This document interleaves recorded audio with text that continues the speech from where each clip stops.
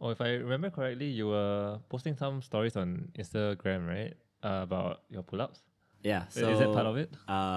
yeah. So I think about a few months back, I set a goal. I set a goal to have a system Mm.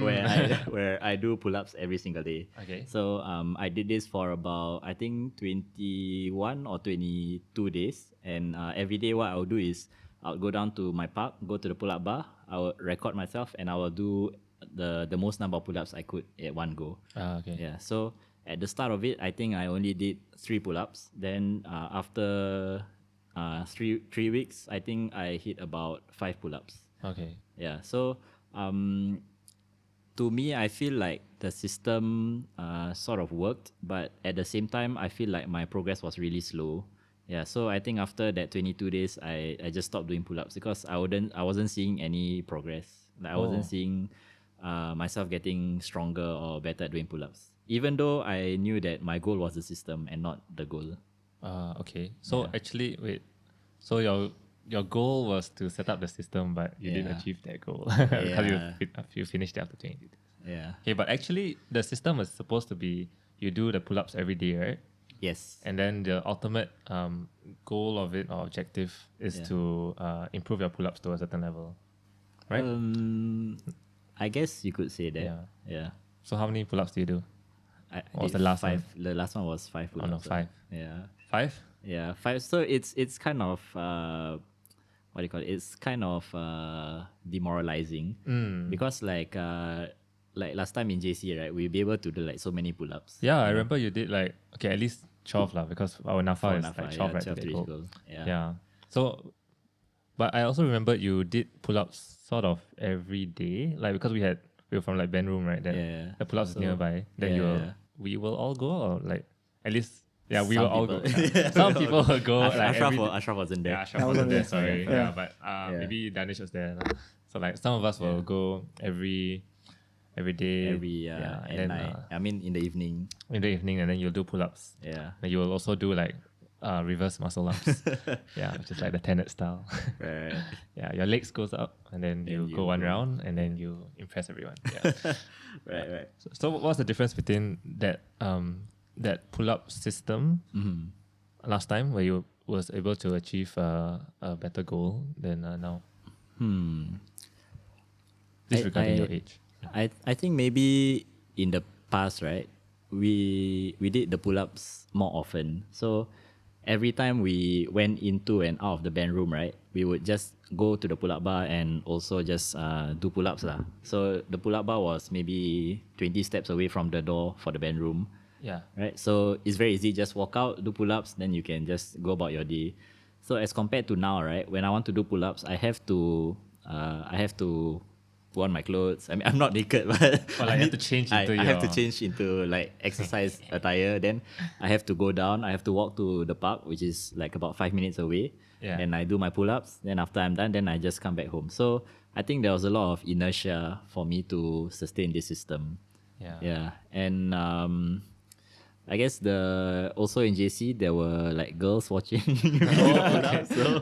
So maybe that was one reason why I found it easier. There was like actually several factors that made it easier, or like it was incorporated in our lives last time. That's why the system was much easier. But for now, it's sort of there's not enough push factors, or is it pulling factors?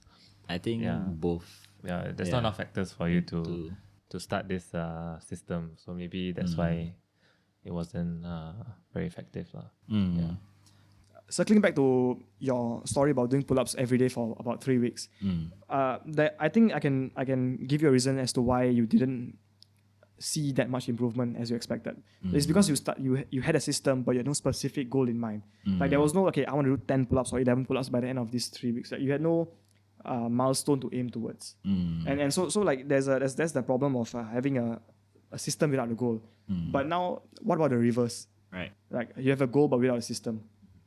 So in the book Atomic Habits, James Clear says that there are 4 problems associated with having goals without an underlying system to follow through. So like the first one is winners and losers have the same goals.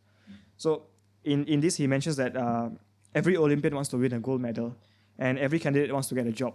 But the successful and unsuccessful people, if they share the same goal, the goal cannot be what differentiates them, right? Because they both want to be a winner, right? So what separates them is that the system in that they inculcate to achieve the goal. So like a British cyclist, they do not have just the goal they have the goal of winning the Tour de France, right? But they don't just wake up and say, okay, I want to win the Tour de France. They have to go through a system of training, which allows them to be good enough in order to win the Tour de France. Second problem that he mentions is that achieving a goal is only a momentary change. And he says that imagine you have a messy room and your goal is to clean it up.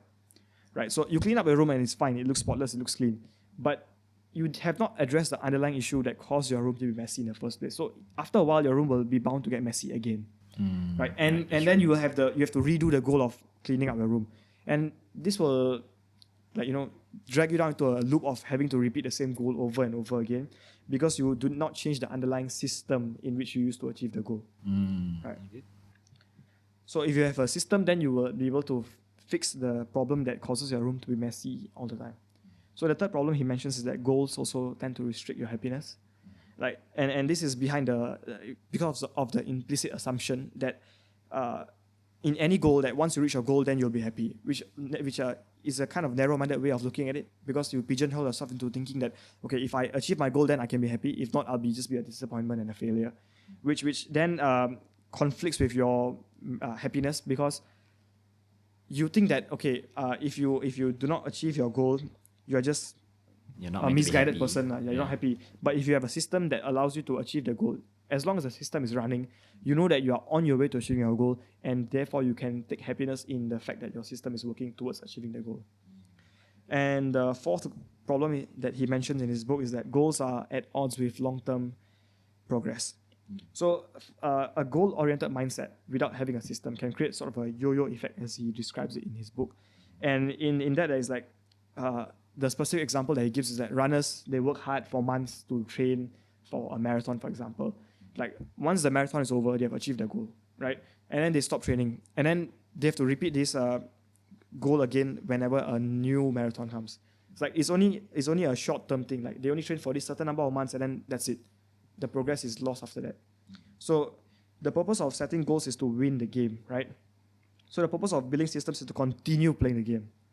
So like if you want to continue playing the game, you have to have a system.